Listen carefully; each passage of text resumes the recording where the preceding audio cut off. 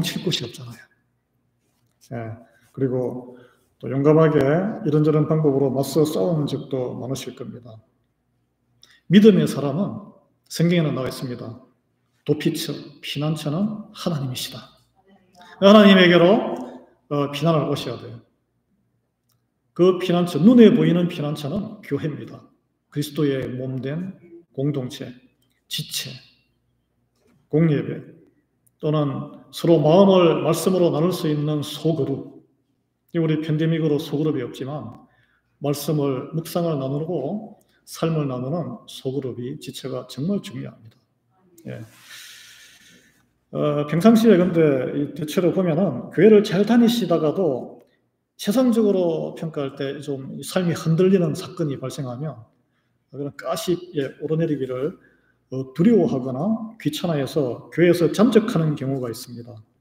피난처 되시는 하나님과 그리스도의 몸인 교회를 떠나서 그 문제를 해결하기 위해서 세상에 더 열심히 의탁하는 그 안타까운 경우를 우리가 좀 볼 수 있어요.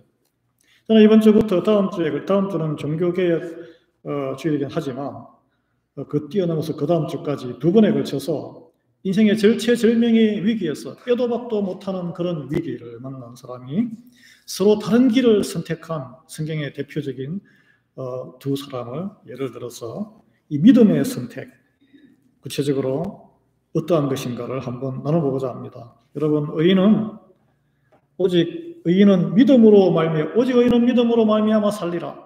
구체적으로 우리가 적용이 돼야 돼요. 예. 그 믿음에 말미암아 산다는데, 그런 믿음, 나를 통해서 드러나는 믿음의 증거는 무엇일까요? 교회에서 열심히 섬기는 거? 열심히 헌금하는 거? 아니면 열심히 불의에 돕기 하는 거? 그런 걸까요? 그것도 한 방법이겠죠. 오늘 말씀을 통해서 나누고 싶은 것은 시편에 하나님의 자녀로서 믿음의 증거, 나와 하나님만이 하는 증거는 내 죄에 대한 민감성이에요. 그걸 나눠보고 싶어요. 남의 죄가 아니고 내 죄에 대한 민감성입니다.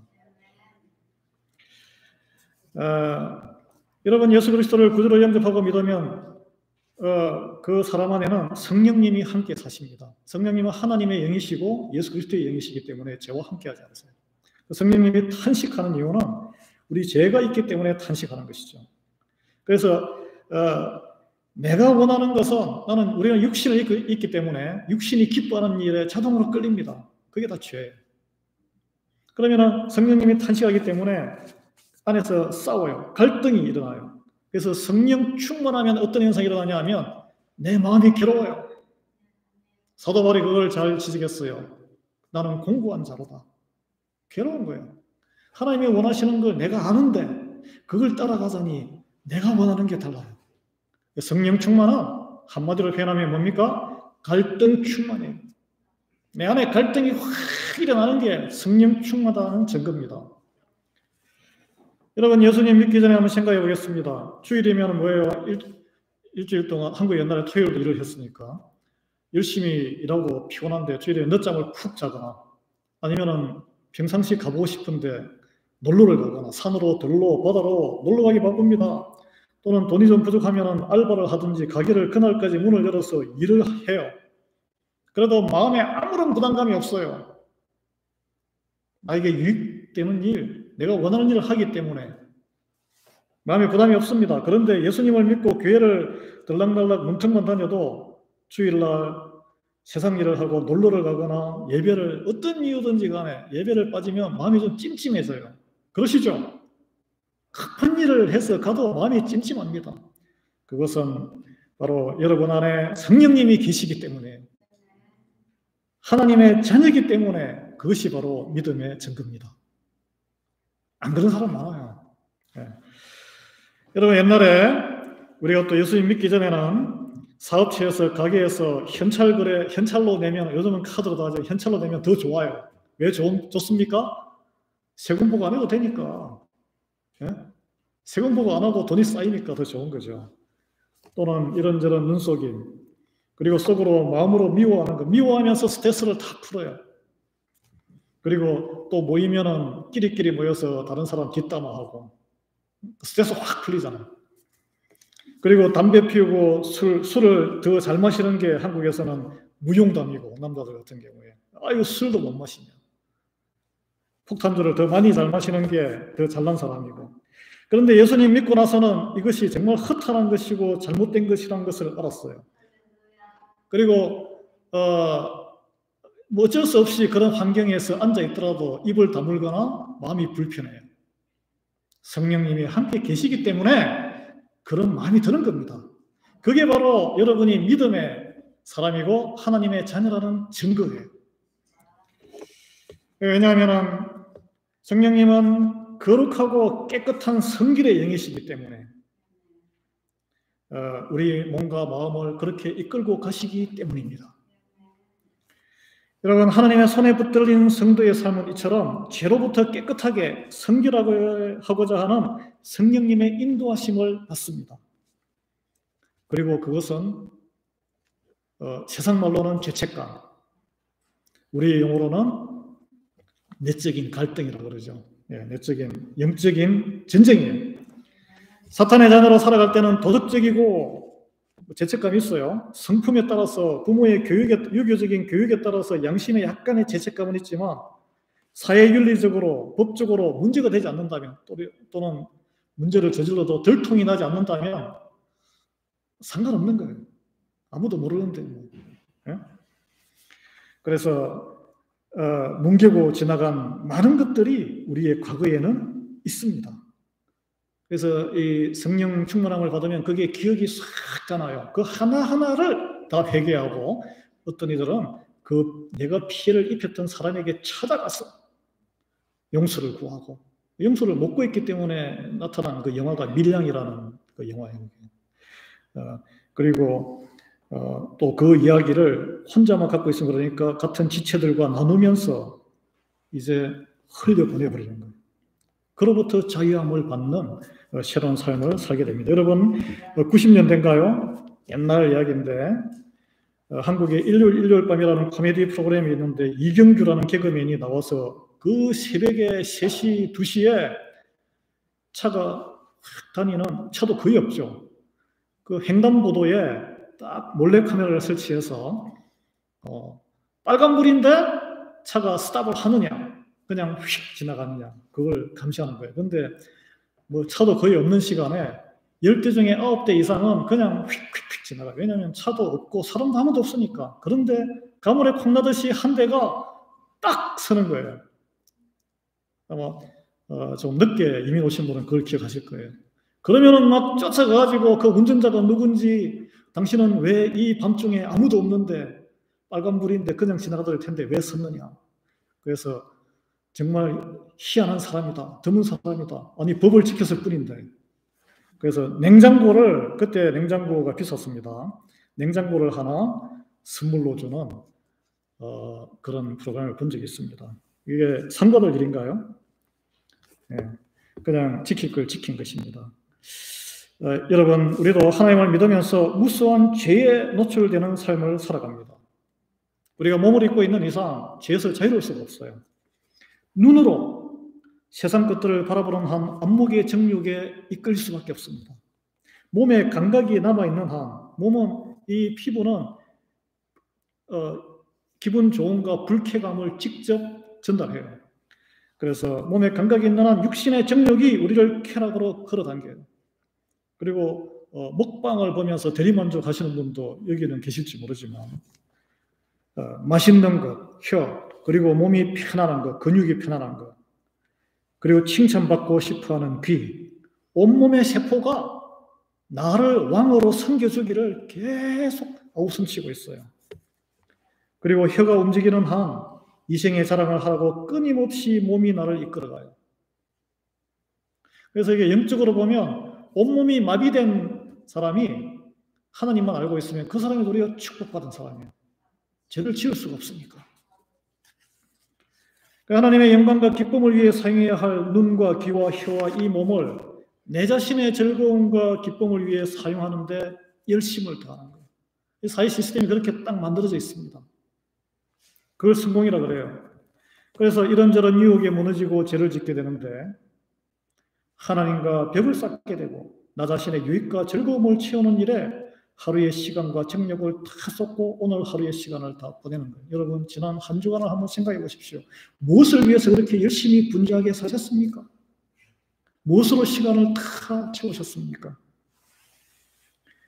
이제 이런 데에 대한 그런 아무런 감정과 이런 해석이 안 되면 성경에 나오는 양심에 화인 맞은 사람, 내가 뭐 하는지도 모르고 사는 거예요.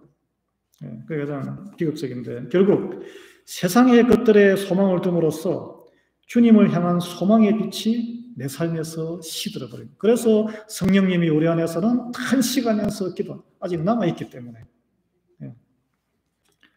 아버지의 집, 교회도 시들해지고 말씀으로부터도 관심이 멀어지고 구원에 대해서 점점 멀어져 가버리는 것입니다. 안타까운 일이죠. 그러나 하나님께서 사랑하시는 자녀는 그대로 방치하지 않으세요. 거기서 나뉘어는 거예요. 그래서 약간의 일말의 찜찜함이 남아있는 사람과 뭐 그런 게 어딨어 슉 가는 사람과 거기서 쭉 갈라집니다. 세상적으로 보면은 왜 교회 다니는 분에게 이런 일이 일어나지? 그런 비극적인 사건, 황당한 사건을 경험하게 해서 정신을 차리고 다시 돌아오도록 흔드시는 분이 하나님이세요. 참으세요. 끝까지 정신 차릴 때까지 참으세요. 그래서 유다가 새벽 말씀에 그냥 그 약속의 공동체 가정을 떠나서 막 살잖아요. 눈에 보기 좋은 여인을, 이방 여인을 택해서 불신결혼하고 그렇게 사는데 큰아들이 죽고 그래도 정신 못 차려. 둘째 아들도 죽고 그래도 정신 못 차려. 이방 여인 부인까지 죽고 그래도 정신 못 차려. 마지막에는 이제 며느리가 장녀로 변신해서 그러고 나서 자기의 죄를 천하에 폭로하니까 그때서야 더 이상 이제 땅 붙이고 살 곳이 없고 완전히 몰락하니까 세상적으로 그때서야 깨닫게 되는 거죠.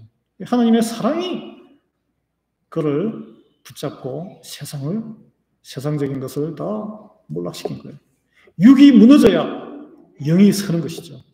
제가 영과 육을 이렇게 이원론적으로 완전히 분리시키는 게 아니고 그만큼 우리는 육신의 이런 그런 죄의 정욕에 붙들려 사는 죄인이라는 것이죠. 방치하면은 하나님의 자녀가 사탄의 자녀로 되돌아가는 것은 순간입니다. 예수님께서는 우리의 죄를 없애려고 오신 거예요. 여러분 우리가 죄를 지어서 죄인이 아니고 우리가 죄인이기 때문에 죄에 본능적으로 이끌릴 뿐이에요. 죄인이기 때문에 죄를 짓는 거예요.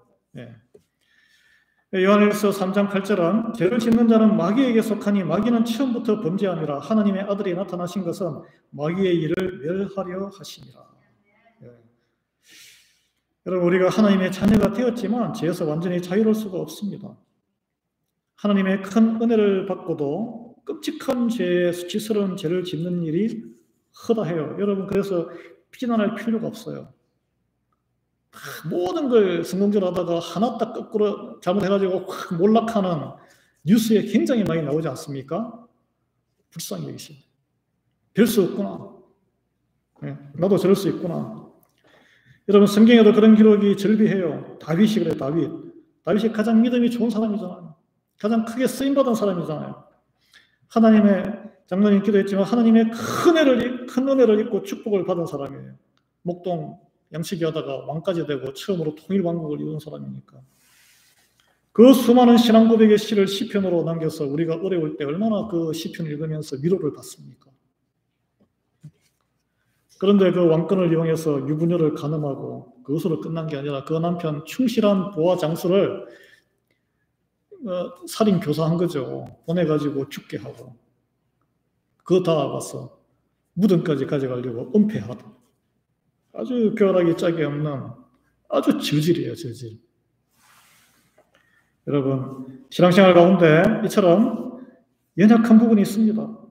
과거의 악한 습관과 죄에서 온전히 자유함을 누리지 못할 때 거기에 다시 끌려가는 경우가 있어요. 교회 직분을 가진 분들이 바람을 피우는 사건 또는 세상적으로 나가서 무슨 협작 사기에 연루된 사건.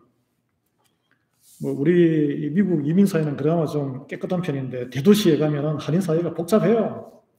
다시 술판에 들어가서 장로 집사인데 어디 뭐 타도시에 원정 가가지고 룸살롱 가는 분도 있고 그런 소문도 듣고, 우리 동네는 그런 건 없지만 담배 중독에서 아직 벗어나지 못하고, 또는 뭐 흔한 일이지만 일 중독으로 다시 돌아가는 옛사람의 그 습관, 관성이 있음을 부인할 수 없습니다.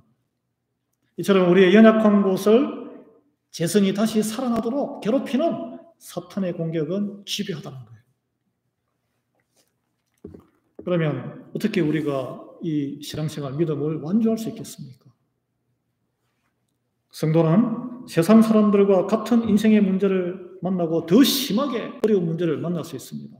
연단을 시키고 거룩하게 해야 되기 때문에 더 어려운 일을 만날 수 있어요. 그렇지만 해석이 달라야 합니다. 하나님의 말씀으로 내 인생을 해석할 능력을 키워야 돼요. 하나님이 원하시는 방법으로 응답하는 것이 세상적으로는 힘들고 괴롭지만 그게 승리하는 길이기 때문에 그렇습니다. 그렇죠. 예. 여러분, 감당하기 힘든 삶의 문제에서 도망치는 것이 무엇입니까? 가진 파토내는 거. 그죠? 세상적인 방법으로 또 다른 수를 쓰는 거. 이게 다 도망치는 거예요. 도망치지 않고 믿음으로 되찾는 방법은 무엇일까요? 오늘 시편 본문을 바탕으로 한번 살펴보고자 합니다. 먼저 자신의 제 문제를 덮어놓고 지나가지 않고 그 상황에서 내 죄를 들여다보는 거예요. 내 죄를. 예. 객관적인 상황 분석이 아니에요. 객관적인 상황 분석은 내 잘못이 몇 %, 저쪽 잘못이 몇 %, 그래서 종합적으로 어떻게 됐어. 이게 객관적인 세상적인 방법이고, 하나님의 자녀의 방법은 다른 사람은 don't care. 내 문제를 들여다보고, 그래서 수치스럽더라도 자백하고 하나님 앞에 회개하는 거예요. 오늘 본문은 위에 표제에 보면 성경에 다윗의 시라고 나옵니다. 근데 1절에 보면은 다윗이 주의 분노, 주의 진노, 책망, 징계 이런 단어가 나옵니다. 하나님께 기도하는 사람이 다윗이 하나님께 뭔가 큰 죄를 저지르고 나서 이것을 기도를 드리는 것을 알 수 있어요. 여러분, 하나님이 크게 분노하고 할 정도면 엄청나게 큰 죄라고 볼 수 있는데 언제 쓰였는지는 나오지 않습니다. 기록이. 우리가 다윗의 인생을 보면 미루어 짐작 가능해요. 크게 죄진 것은 밧세바를 치여서 간통하고 그의 남편을 죽음에 이르게 한 그 사건이죠. 근데 그 사건 직후에 그 시편은 시편 51편입니다. 이 시편 6편이 아니에요. 한참 세월이 지난 다음에 아마 이게 쓰였을 거예요. 왜냐하면 8절에 악을 행하는 너희는 다 나를 떠나라. 밧세바 사건 자체에서는 악을 행한 사람은 다윗밖에 없어요. 근데 그 51편보다 더 처절하게 진퇴양난의 눈물로 이불을 다 적실 정도로 이렇게 한 것은 다른 또 사건인가요? 그것은 아들 압살롬의 반역 사건 때라고 많은 성경학자들은 추정하고 있어요. 그 압살롬이 반역을 일으켜서 더 세력이 커졌을 때 다윗은 부랴부랴 도망을 칠 수밖에 없었습니다. 머리 의건 정제도 못하고 완전히 미친놈처럼 풀어헤치고 맨발로 걸어서 몇몇 안 되는 그 충직한 부하들하고 내관들 데리고 신하들 데리고 그리고 후궁들도 미처 못 챙기고 놔두고 떠나가지고 야반도주한 거죠. 그래서 후처들이 나중에 능욕을 당하잖아, 아들한테. 생각을 해보십시오, 여러분. 그 상황은 얼마나 비참하겠어요. 자기가 사랑했던 아들한테 등에 칼이 꽂혀서 비참하게 도망치는 그 시기에, 근데 이 상황에서 얼마나 한심하고 아들이 얼마나 미운 감정도 있었겠습니까? 근데 자기의 죄를 하나님께 가져와서 두려움에 떨면서 회개하기는 쉽지가 않아요. 억울한 마음밖에 없는 거예요. 내가 너를 어떻게 키웠는데. 여러분, 인생이 몰락해서 뼈도 박도 못하는 궁지에 몰려가면 어떤 생각이 들겠습니까? 여러분, 그런 경험 있습니까? 세상에 믿을 거리 하나도, 티끌만큼이라도 하나 잡을 만한 게 있으면 그거 잡고 발버둥 물에 빠지면 지푸라기라도 잡는다고. 지푸라기라도 하나 있으면 그거 잡는 게 우리의 심정이에요. 마지막까지 하나님께 의지하지 않습니다. 다윗도 밧세바 사건을 자기 무덤까지 가져가려고 끝까지 숨겼는데 선지자 나단이 폭로하니까 그때서야 뉘우친 과거가 있습니다. 2절에 보십시오. 여호와여 내가 수척하였사오니 내게 은혜를 베푸소서. 여호와여 나의 뼈가 떨리오니 나를 고치소서. 나의 영혼도 매우 떨리나이다. 여호와여 어느 때까지니까. 해결책이 안 보이는 거예요. 이게 압살롬하고 전쟁이 모든 이 신하들이 압살롬에게 다 붙었고 이길 성산도 없지만 이겨도 낭패예요. 이기면은 자기 아들을 죽여야 되잖아. 지면 어떻게 돼요? 하나님이 이루신 통일왕국에 하나님의 나라가 붕괴되는 거예요. 이게 자기도 죽지만 이겨도 낭패, 져도 낭패. 골치 아픈 거예요. 그러니까 이걸 생각하면은 그냥 뼈가 떨리고 괴로운 상황이 되는 거예요. 이게 어떻게 해야 됩니까? 이거 어디 하소연 할 데도 없어요.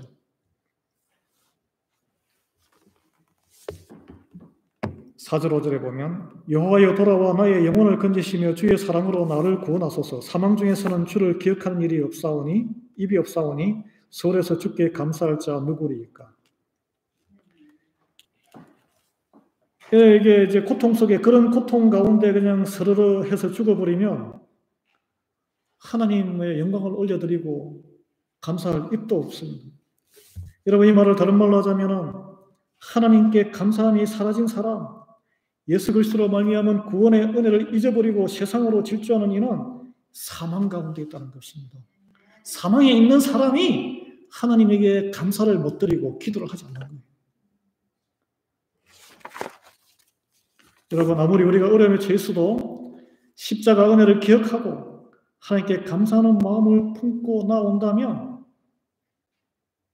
그리스도의 몸으로 연결만 되어 있다면 하나님이 다 해결해 주실 줄 믿으시기 바랍니다.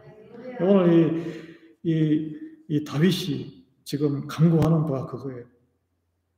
내 안에 아직 하나님의 영이 있습니다. 이 상황은 내가 어쩔 수가 없어요. 지금 6절 7절에 내가 탄식함으로 피곤하여 밤마다 눈물로 내 침상을 띄우며 내 요를 적시나이다. 내 눈이 근심으로 말미암아 시하며 내 모든 대적으로 말미암아 어두워졌나이다. 얼마나 울었던지 여러분 이렇게 저도 뭐 이렇게까지는 울어본 적은 없는 것 같아요. 침대포와 이불이 눈물로 젖어서 떨 정도라고 이렇게 아주 너무 이게 비유가 심한데 그리고 너무 근심이 많은 여러분 이게 기력이 확 차면 눈이 침침해지는 거는 저도 많이 경험했어요. 연세 드신 분들은 많이 경험하셨겠지만 우리 또 하는 말로 눈앞이 캄캄하다 이런 말을 쓰잖아요. 걱정이 되고 막 아무런 소망이 없을 때 눈앞이 이게 커튼이 쫙 내리는 것처럼 눈앞이 캄캄해지면 어두워지면 어떤 현상이 있습니까? 빛이 안 들어와요. 빛은 눈을 통해서 몸에 들어온다고 성경에 나와 있습니다. 눈앞이 캄캄할 때 절망적인 상황. 그때 다윗은 아주 믿음의 선택을 했습니다. 하나님께 간구하며 자기의 죄를 들여다보고 자기의 죄로 인해서 애통했어요. 무슨 죄일까요, 이게? 무슨 죄일까요? 그 죄로 이 눈물은 자기 신체 한탄의 눈물이 아니에요. 이불을 적시기까지 기도드린 이 눈물은 자기의 그 압살롬으로 인해서 절망의 고통에 이기지도 못하고 지지도 못하는 객관적인 상황은 질 수밖에 없지만 이겨도 낭패, 지도 낭패. 이 상황에서 왜 이렇게 됐나? 그 과정에 보니까 자기의 죄가 내 때문에 이 모든 게 벌어졌구나 하는 것을 들여다보고 자기의 죄를 애통하는 거예요. 그래서 눈물을 흘린 겁니다. 진정한 회개의 눈물, 죄에 대해서 애통해하는 자의 눈물을 하나님은 닦아주시고 위로해 주십니다. 아이고 내 팔자야, 내 신세야, 내가 불쌍해, 내가 어쩌다 이렇게 됐지. 자기 연민의 눈물은 불쌍히 여기긴 하겠죠. 그 눈물과 애통의 눈물은 다르다는 거예요. 마태복음 5장 4절에 애통하는 자는 복이 있나니 그들이 위로를 받을 것이며 팔복 가운데 두 번째 복인데 이 모든 상황에서 나의 죄를 들여다보고 내 죄를 애통해야 하고 하나님께 구하는 그것이 바로 이 애통하는 자의 복이에요. 여러분 가운데 어떤 고난으로 인해서 탄식하고 눈물 흘리고 마음 아파하고 힘들어하는 사람이 있습니까? 왜 그 눈물이 무슨 눈물인지를 한번 생각해 보시기 바랍니다. 빼도 박도 못하는 사건 가운데 뿌리 깊이 해결되지 않아요. 물론 다른 사람의 잘못도 있었겠죠. 나의 잘못이 얽혀서 그 내 죄는 무엇인가를 한번 생각해 보시기 바랍니다. 그래서 그 상황에 갇혀서 여러분 믿음으로 나의 죄를 눈물로 회개하고 계십니까? 아니면 너무 억울해서 상대방이 80% 잘못이 있고 내가 20%, 아니면 내가 100% 잘못이 없어도 상대방을 원망하고 세상을 탓하고 교회를 탓하고 하나님을 원망하시나요?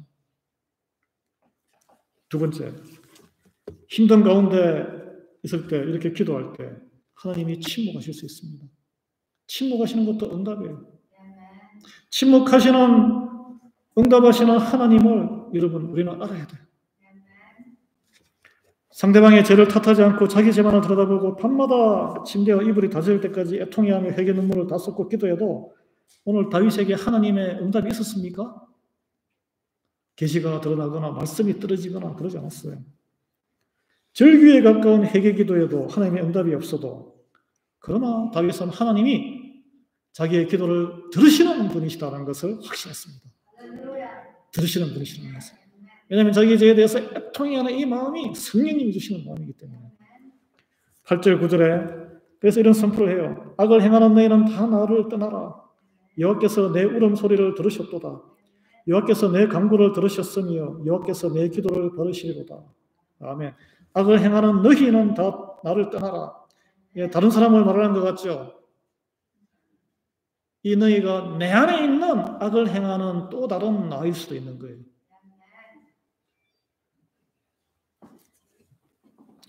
하나님이 다 기도를 들으셨다고 과거행으로 확신한 다음에 이 기도를 받으실 것이다. 미래행으로 기대의 믿음을 선포합니다. 하나님과의 그동안의 기도의 관계, 친밀한 관계, 그런 경험이 있으면, 아버지에 대한 의존감이 있으면 하나님께 저도 아들이 둘이 있는데 연락 올 때는 제가 어카운트 밸런스가 한 $10 밑으로 떨어지면 곧 연락이 오겠군. 저한테 SOS를 청해야겠군. 돈 좀. 연락 오면은 그냥 아내한테 이야기해서 넣어주라고 몇십 불이라도 이야기하죠. 다른 데 구하지 않습니다. 근데 하나들은 자기가 한번 이제 성인이 되어서 개척해보겠다고 알아서 해야겠다. 크레딧 카드를 만들어가지고 막 안에 스테이트먼트도 안 보여주고 완전 걱정이 돼요. 기도적이에요. 예. 여러분, 아버지에 대한, 부모님에 대한 의존감, 믿음이 있으면 그 문제를 누구에게 들고 갑니까? 부모에게 들고 가요. 다윗은 기도의 응답을 얻었는데 어떤 응답을 얻었습니까? 여기 악을 행하는 너희 다 나를 떠나라. 얼핏 보면 압살롬과 그 동조자들로 볼 수 있습니다. 그런데 이 모든 사태의 진정한 피해자는 자신이 아니고 압살롬이에요. 그걸 깨닫게 된 거예요. 그래서 악을 행하는 너희는 다 나를 떠나라. 내 안에 있는 하나님께 반역했던 내 왕권을, 그리고 왕권을 너무 남용하고, 그리고 아버지로서 해야 될 일을 하지 않았던 나의 악한 모습이 나에게서 떠나게 해주십시오. 이 기도를 한 거예요. 예, 생각해 봅시다. 우리가 스토리 알지만 압살롬의 이 모든 것은 물론 그가 악한 선택을 하긴 했지만 아버지 다윗 때문에 비롯된 거예요. 사랑하는 누이 다말이 그 압살롬의 배다른 형인 다윗의 큰아들 암논에게 강간을 당하고, 그래도 아버지는 침묵으로 일관했어요. 아무런 조치를 취하지 않았어요. 그래서 결국 어떻게 했습니까? 압살롬이 잔치에 초대해가지고 자기가 칼을 들어서 그 형을 죽이고, 그래서 도망갔다가 용서받고 와가지고 또 계속 무시당하다가 칼을 갈아서 아버지에게 반역을 일으키는 여기까지 오게 된 거예요. 이 모든 죄의 책임은 누구에게 있습니까? 행하기는 압살롬이 했지만 그 원인 제공은 다윗이 합니다. 다윗이. 그래서 악을 행하는 모든 자, 이 기도, 다윗의 기도 가운데 있는 너희는 바로 자기 자신이에요. 이 상황에서 우리가 주목할 것은 다윗이 하나님에게 이렇게 간구하지 않았다는 거예요. 뼈가 떨리고 영혼이 떨리는 진퇴양난의 인생 최대 위기에서 세상 사람들이 어떻게 이야기했겠어요? 아이고, 자기 자식도 제대로 못하고 이게 나라가 이게 무슨 판이야 이게. 나라가 완전 도급판이다 이거. 왕이 그냥 제대로 처신 못하고 아들이 그렇게 했을 거 아니에요? 왕권의 위신이 확 떨어지는 순간입니다. 그런데 하나님한테 이 불효자식 반역자 압살롬을 물리쳐 주십시오 라고 이렇게 기도하지 않았어요. 우리 같으면 아마 그렇게 했을 거예요. 눈물로 이불을 적시며 자신의 죄를 들여다보고 회개해서 기도하다가 하나님의 은혜를 베풀어 왕권을 누리는 존귀한 자가 되었지만 하나님에게 불충하고 반역하는 죄를 저지르게 된 내 아내 압살롬을 떠나게 해 주시옵소서. 이런 기도로 승리하게 됩니다. 그래서 10절에 내 모든 원수들이 부끄러움을 당하고 심히 떨미어 갑자기 부끄러워 물러가리로다. 내 안의 문제가 이렇게 제가 해결될 때 이길 수 없는 외적인 그 상황이 돌파력이 생깁니다. 하나님이 이루시는 것. 여러분, 사랑하는 여러분, 평소에 어떻게 기도하고 계십니까?